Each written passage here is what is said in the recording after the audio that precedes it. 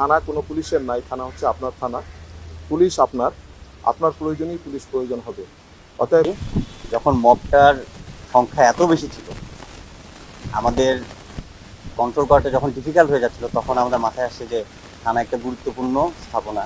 এটার মধ্যে অনেকগুলো ফ্যামিলি আছে, প্রায় 200-300 ফ্যামিলি আছে এখানে, পুলিশ সদস্য আছে, ক্ষুব্ধ বা উচ্ছৃঙ্খলকারী কিছু নাগরিক যারা অনেক পুলিশ সদস্যকে হত্যা করছে, আহত করতেছে।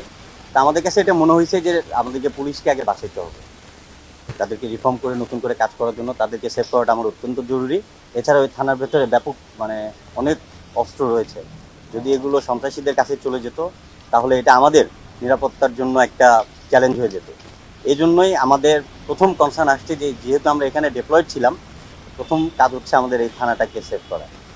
এই চিন্তা থেকেই আমরা এই থানাটাকে আমরা লাস্ট কয়েকদিন থেকে সিকিউরিটি দিয়ে যাচ্ছি এবং তাদের যত ধরনের সাহায্য সহযোগিতা প্রয়োজন সেই জিনিসগুলো চালা যাচ্ছে। এছাড়াও আপনাদেরকে জানাচ্ছি যে এই এলাকার বিভিন্ন ব্যবসায়ী প্রতিষ্ঠান, ব্যবসায়ী মালিক সমিতি, গণ্যমান্য ব্যক্তিবর্গ, students, teachers, scouts, BNCC, answer বাহিনী, তাদের সবার সাথে আমাদের সমন্বয় সভা করেছি, যার মাধ্যমে সবাই আমাদেরকে আশ্বস্ত করেছেন যে পুলিশকে নতুন করে রিফর্ম করে তাদের কার্যক্রম অল্প সময়ের মধ্যে শুরু করার জন্য তারা সকলেই আমাদের সাথে পুলিশ ভাইদেরকে সবাই সাহায্য সহযোগিতা করবে, এভাবে আমাদেরকে সবাই আশ্বস্ত করেছে।